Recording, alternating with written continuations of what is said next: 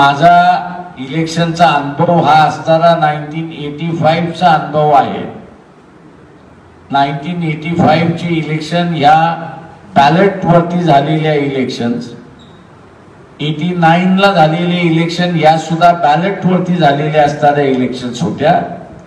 त्याच्यामुळे ballot paper count करायला फक्त 36 तास लागतात, त्याच्यावरती त्या ठिकाणी लागत नाही।